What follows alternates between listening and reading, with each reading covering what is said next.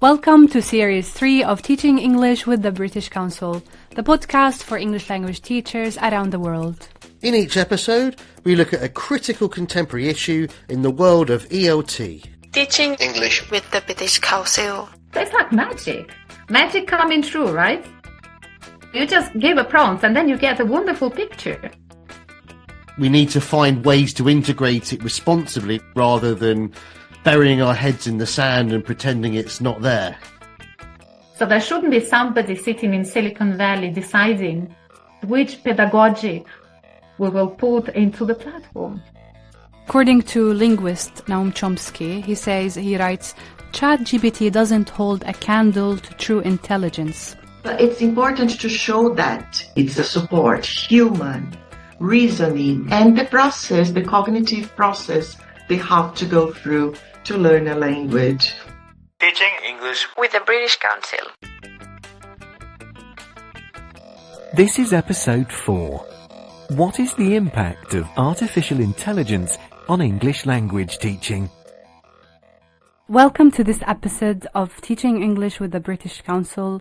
And in episode 4 today, we will talk about AI or artificial intelligence in English language teaching. I've been very busy this week, William, so I'm very sad. I know I was supposed to prepare the introduction, but I haven't been able to. But it's okay, because I asked ChatGPT to write that introduction for me. That's what people have been doing, just asking AI to do their job. Here it is. Hey everyone, I'm Chris Sutton, not AI, just a regular guy here. How's it going? Hello, awesome chicks. My name is Wiam Hamdan and I'm definitely not a robot. I'm 100% woman. Welcome to episode 4 of Teaching English with the British Council. This episode is all about AI and the impact it has on English language teaching. AI, what does that even mean, guys? Does it stand for artificial intelligence? What did you say? Wiam Hamdan. Sorry, I meant artificial intelligence. My bad, Sozzle. We all make mistakes. I'm only human. Hot diggity dog. No, really, I can't wait. Let's get this party started. Teaching English with the British Council. In our first interview this episode, we'll be speaking to Svetlana Kandybovich, an AI educator and expert from Montenegro. Hi, Svetlana. Hello, Chris. Good to see you. Nice. So some of our listeners will know what AI is, others won't. Can you paint a picture of what it is, what it's capable of, and the impact of it's having on education and the world more generally? Yeah, well, I have to say that currently we have more questions than answers when it comes to the impact and use of AI, especially generative AI. Opinions on AI differ in the education community. Some are skeptical and worry about AI's risks and call for caution, while, others are optimistic, hoping that it will revolutionize education. But AI isn't a simple choice between fear and optimism. As such, the technology will facilitate any system we have in place. It can support personalized and adaptive learning. Paraphrasing the Bananarama song, it ain't what you use, it's the way that you use it, and that's what gets results. It's us, educators, who play a vital role in shaping its future in education. Now, what exactly is AI, or generative AI in particular? It's a branch of artificial intelligence that uses a ton of data and super smart computer programs to make all sorts of stuff, like writing, sound, code, pictures, and even videos. First, there is a text-to-text, which involves large language models like ChatGPT. These models can understand and generate text, making them great for writing assistants, chatbots, and more. Next, there's text-to-image software, where AI can turn written descriptions or prompts into pictures, helping with creative design and visual content creation. Have you actually played with text-to-image software? Have you tried that? I've tried it, yeah. It's I've used it in classes, but I've also used it sort of just with friends or to make funny pictures and so on. But it's very powerful. Oh, it is. It's like magic. Magic coming true, right? Yeah. So you just give a prompt and then you get a wonderful picture. Well, the next type is text-to-voice software, which converts written words into spoken audio. And it's handy for virtual assistants and accessibility tools. And lastly, there's text-to-video software, which transforms text into video content, simplifying video production and storytelling. And these days, there's a trend of blending them all together and creating new models that can interact with users through text, sound, images, and videos. And it's pretty fascinating to see how everything comes together. AI can potentially help innovate education, or as some say, revolutionize education, offering a range of benefits. First, it can help learners in remote and underserved areas where access to traditional teaching resources may be limited. It may enable greater personalization of learning experiences, tailoring content to individual students' needs and interests. Teachers can benefit from AI tools, so it can reduce their workload through automated grading and administrative tasks, giving them more time for meaningful one-on-one interactions with students. I particularly enjoyed your reference of Bananarama as an academic source. Just to clarify that, right? We do not use tools because they are available. We use tools for a particular purpose. And tools as such are just tools, right? And they become meaningful and useful only in the right hands. Do you think there's a perception within the education and ELT community at the moment that AI is the end product rather than a mechanism? It's important to make sure that the human behind the technology, the human who develops this technology, the human who develops the app, has expertise in teaching and knows which buttons to press to hit the right buttons. Maybe one of the challenges of that is because it's drawing on human written text, it's going to have human biases. Yeah, and that's one of the risks associated with that. Nowadays, you don't need to be a coder. You don't need any special knowledge. You just need to connect your app to the large model. There are lots of platforms offering such services. So anyone with or without teaching expertise can build an app, and later on, educators may start using this app, right? But again, it's important to bear in mind that we don't know who behind this technology is, what kind of expertise that person has, right? What kind of guardrails that person implements to ensure that our students are safe, to ensure that privacy risks are dealt with. There is one more thing that I will probably mention. I think that expertise is the key. You've spoken about the importance of the human interface within using AI in teaching. What is the point of learning languages in a future world? The emerging software which can translate in real time me speaking in English into Russian, Belarusian. What is the value of learning languages in that kind of world? Again, we're getting back to this, to the level of accuracy and to expertise and to this nuanced understanding of the language itself. In addition to the structure, is so much in the language, and the language gives you so much information that I'm not sure that any AI will ever be able to give such input to learners or to users of foreign languages. So much English language teaching around the world nowadays, it doesn't look at those things, though. It doesn't look at the cultural aspect. It just looks at English as an output. So going forwards, it seems that in many places, why then would they learn English in those situations? What I'm thinking about is the more nuanced understanding. That's important for me. That's what I try to convey to my students, because just being able to ask where something is, right? I mean, at a primitive level, it's all right. But sooner or later, we're humans, right? We would like to discuss our emotions, our attitudes, our perceptions, which I don't think can be replaced by AI. Many of the concerns that teachers or educators have around AI is using it responsibly. What is the future of language assessment in an age of AI? So first, Gen AI can do a lot of what we currently assess, if not everything, right? And this creates an opportunity for cheating and compromises the integrity of assessments. So I would say the initial step in the inventory process that I recommend is to run your assessments with ChatGPT and observe how it performs with them. Though the outcome is pretty obvious, we don't need a crystal ball to say that it will not have any trouble with standardized tests, given its capabilities. Well, if we think about all the methods to safeguard the integrity of assessments and restrict cheating, such methods do not work anymore. Any home-based or computer-based assessment is now vulnerable. For instance, measures like disabling copy-paste functionality and imposing time restrictions to prevent the use of search engines for finding correct answers are no longer effective. Second, there are no detection tools that do the job accurately. There are many issues with AI detection by AI.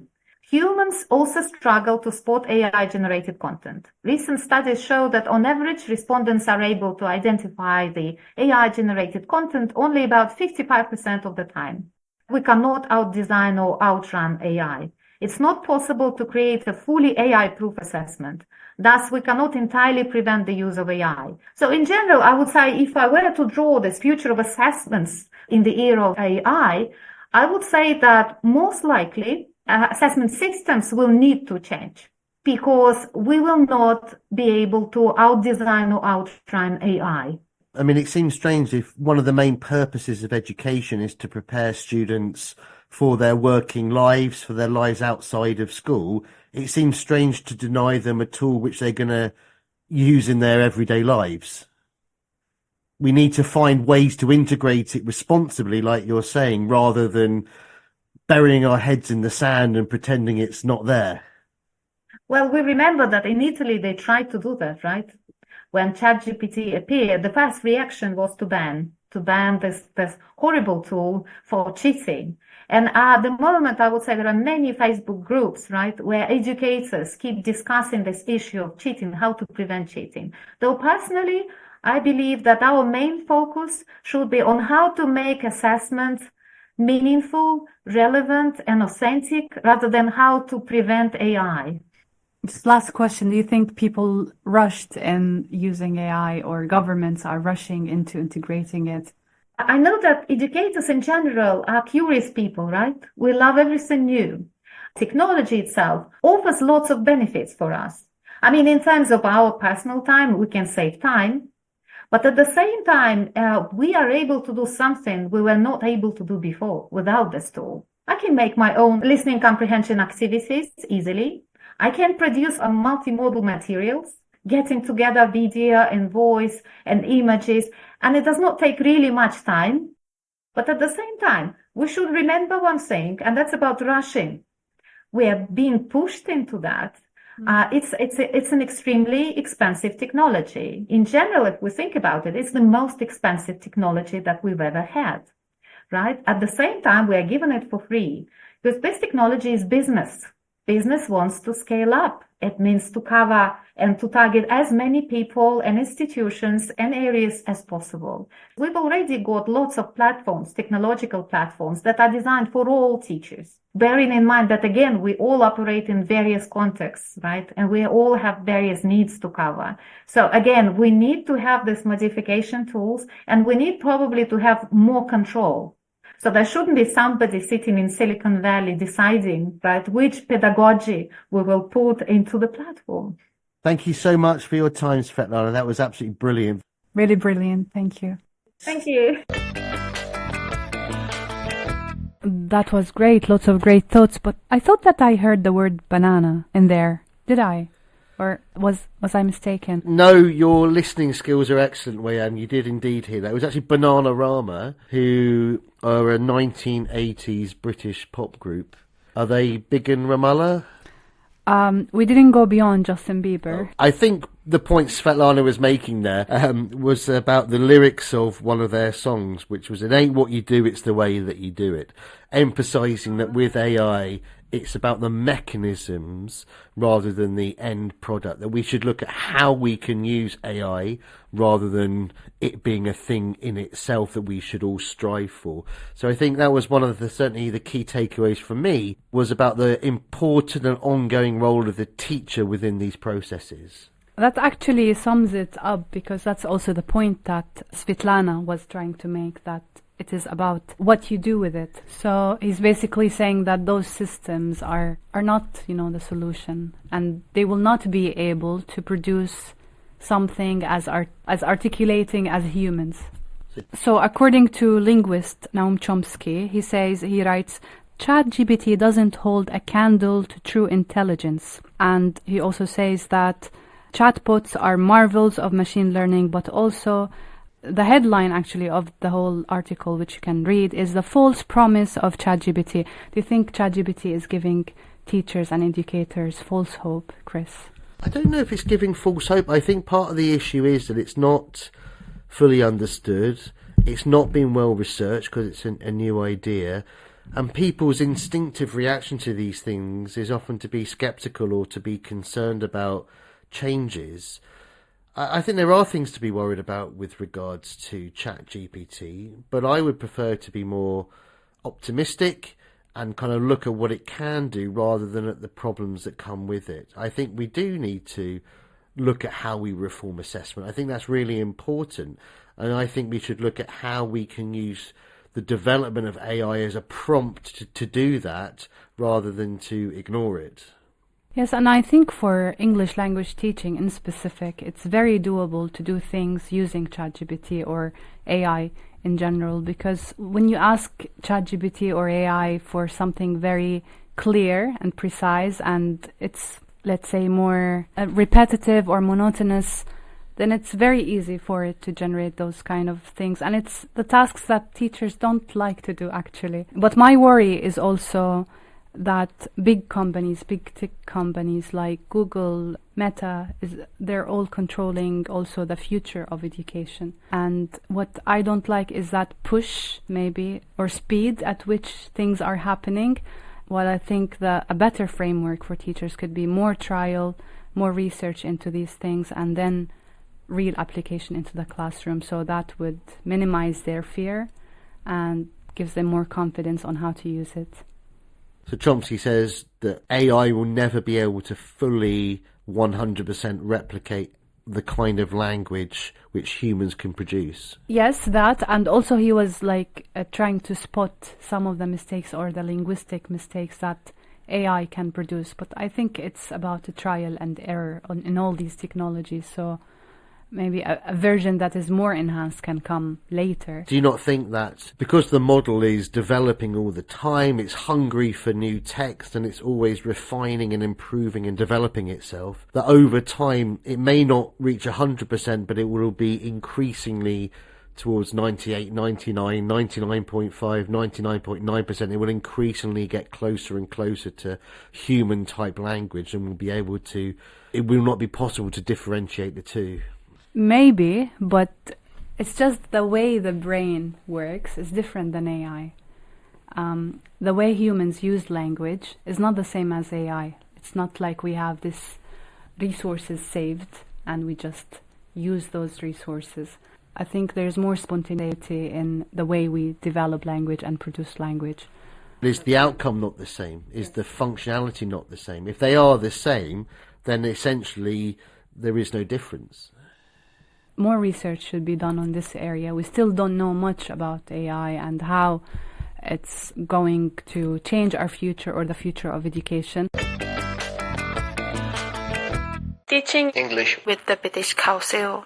In our second interview this week, we speak to Raquel Ribero, who's an EdTech expert, English language teacher, lecturer and writer, and she's based in Sao Paulo, Brazil. Welcome, Raquel. Hi. Hey, Raquel. It's very good to see you, Raquel. And what would be an example of one AI app that you think is especially useful, that you've used, you've seen your colleagues use in class? Nowadays, I think that Google Bard is the easiest one. There's no setup.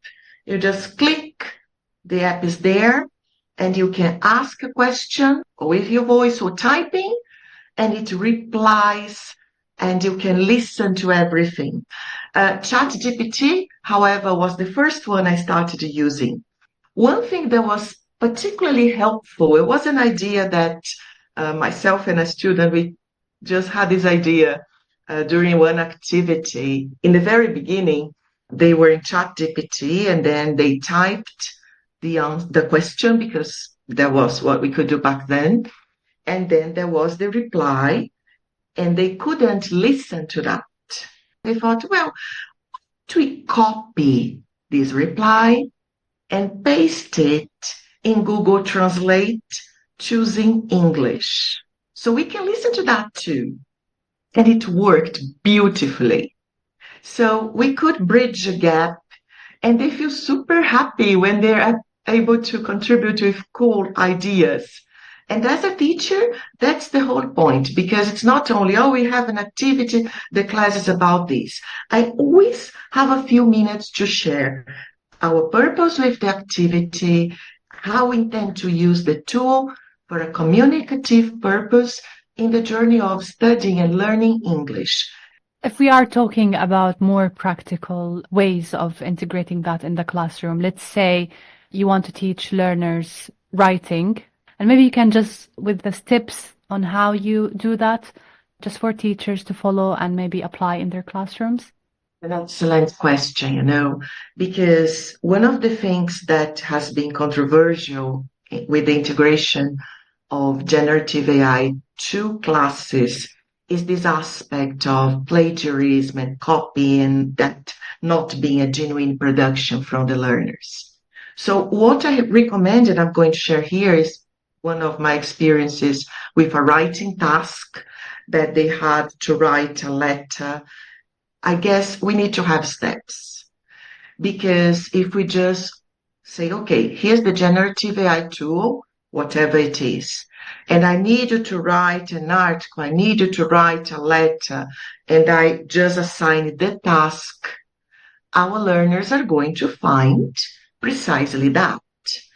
But as a teacher, we need them to go through a cognitive process of, okay, this is what I know, this is what I'm looking for, so some more ideas. Generative AI can help with that. Then I need to fact check, and there needs to be a structure shared by the teacher. So the writing structure, we should, in my perspective, have the support of the course book, and then we use the generative AI for support, generating ideas. Did they like the idea that they are using something new?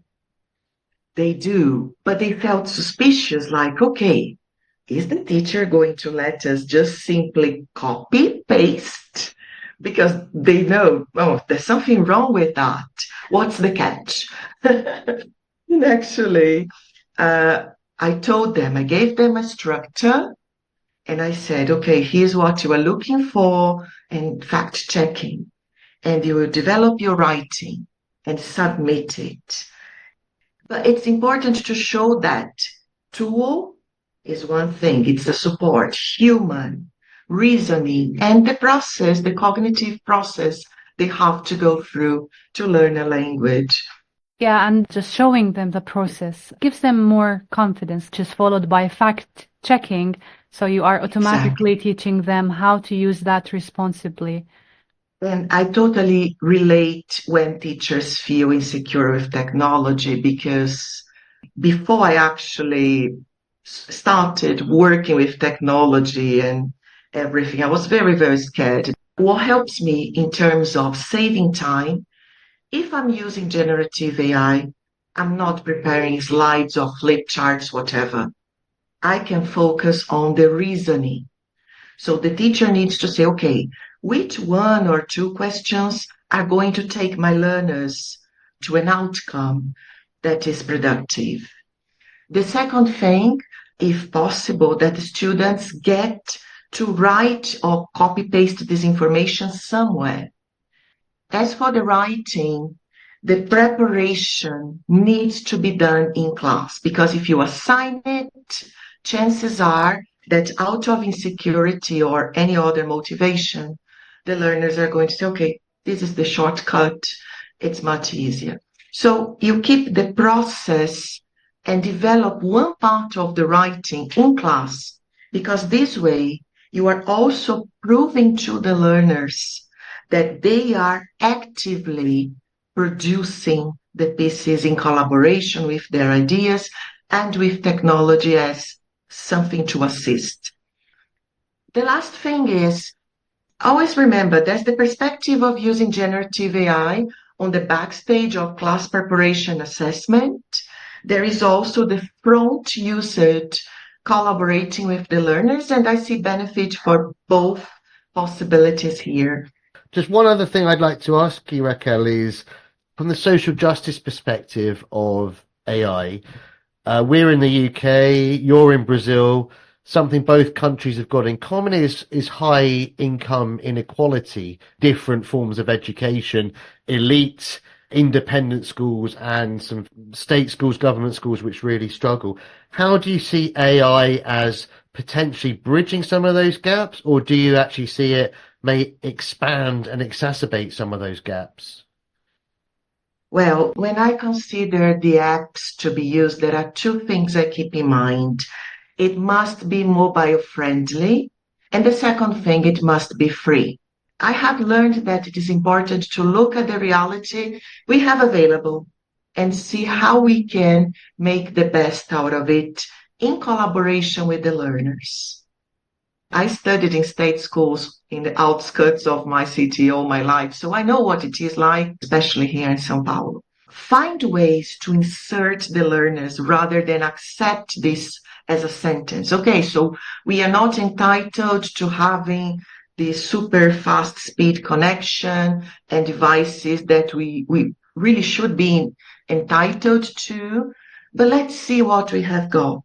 Because by teaching and guiding our learners, even with limited resources, we are giving them a chance. That's why everything that I have talked about can be replicated in a simpler, more limited resource context. QR codes can be used without internet connection as well. You know, something that can very easily replace, for instance, slides, a dictation. It's amazing. It's listening, it's writing. You can use that for conversation. You can actually have students dictating sentences or questions to the others, and they are more actively engaged, and it's zero technology. So AI can be an effective assistant, but that the importance of humanistic language teaching is still very central. Thank you so much for your time today, Raquel. It was great. Lots of great ideas from Raquel. I specifically liked how she explained to us step by step how to use that activity in the classroom. Chris, I know that you have maybe some experience in using AI. Maybe you can share with us. Yeah, so I've used ChatGPT quite a lot in my work. So some of the concern I've had, I've worked a lot with marginalised groups in deprived areas, and I do worry about this digital divide. But I've tried to use it as a way of giving those students agency. So, for example, work I've done before with refugees and asylum seekers, there's very few materials which are available for those groups. But you can use AI to create those sorts of materials. So, for example, I asked it to write a poem about an asylum seeker arriving in the UK. So it's a way that students can see something of themselves in the materials that they're using. If those are not available online or in course books, you can create those for those particular groups. Also, with those sorts of groups of asylum seekers and refugees in the UK, one of the ways in which they need to use language is, going to the doctors, the dentists, at the school gates and so on. So I created lots of scripts where they could see what those interactions look like. So you put in a prompt like, imagine you are a low-level English speaker going to the doctors, and you can get a script of the kind of interactions which can come out of that. So it's a way that they can then practice that language. It's a way that they can role-play those ideas so that they can develop those skills before they actually use it in real life. I've also used it, for example, to develop skills like empathy. So you take something that's really well-known, a really well-known story like Goldilocks and the Three Bears, for example, and I've said just write Goldilocks from the perspective of the three bears. So you see that well-known story, but from the other side. Then students can, for example, compare those two texts, and you can discuss those different ways that different people have seen the same set of events. Oh, that's brilliant. And I also like that you mentioned empathy. It's also a question that teachers have been asking a lot about from Teaching English page. there's a concern in general that this replaces the creativity of individuals. Sometimes that it lacks empathy. It's the opposite, that it lacks empathy because it is generated by a machine. And there's a worry, a general worry, that by using AI, we are less and less teaching things like emotional intelligence. So how do you see this balance between emotional intelligence but also artificial intelligence? I would say it's what the teacher does with it that's the key thing. You know, you can have I've used lots of course books. I'm sure many of our listeners have used lots of course books before which lack empathy, which are written by people who've got very little understanding of the end users. So I don't think that's an issue. It's what you do with it that's really, really important. You can use AI for good if you want to do that as a teacher.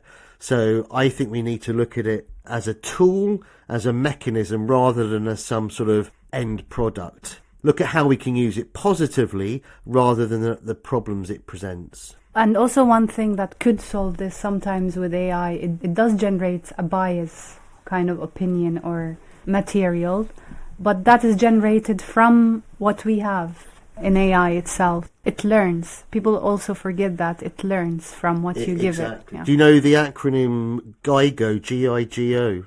Oh, I don't. Garbage in, garbage out. Oh. Yeah, all AI is doing, it's a big language model and it's looking at what exists. You know, if we think back to our first episode a few weeks ago on gender, if we're thinking about texts that it might produce, it may very well be gendered or gender biased because it's drawing on what humans have created historically, which is gendered. So we need to consider that as well. But that's also something we can look at, we can lean into, we can critique it, we can reflect on that and actually analyse that. So again, it's about what teachers do with that material, which is really important. Not just to accept it, whatever the algorithm spits back at us, but it's about using it as a teaching tool. It's a mechanism, it's not the end product. Yes, and that's why fact-checking as a step, as Raquel mentioned, is very important. Not just for the students when they use it, but also for the teacher when they try to create or adapt material using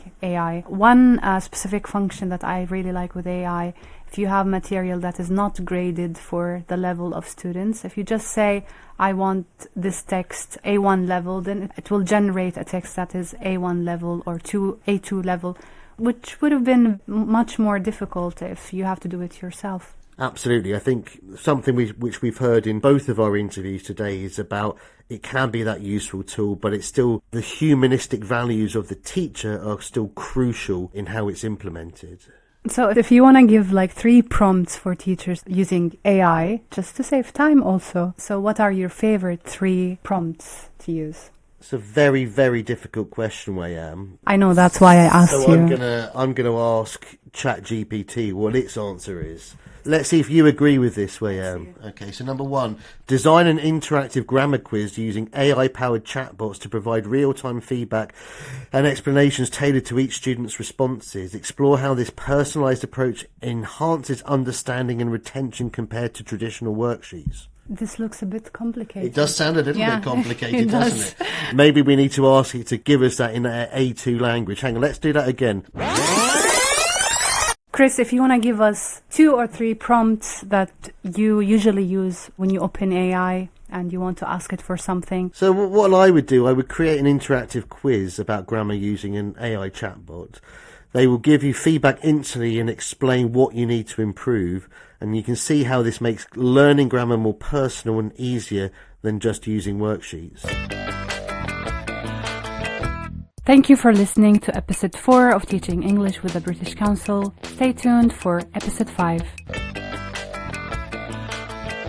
As we draw to a close, we hope this episode has provided you with valuable insights into the... As we... Maybe we should actually get a computer to do it, You want to replace me with a computer? Yeah, well, I mean... You already want to replace me. I'm just saying a computer wouldn't have been late this morning. That's true. Teaching English with the British Council Series 3 is hosted by Wayam Hamdan and Chris Soughton. The producer is Elizabeth Dyer. Teaching English with the British Council.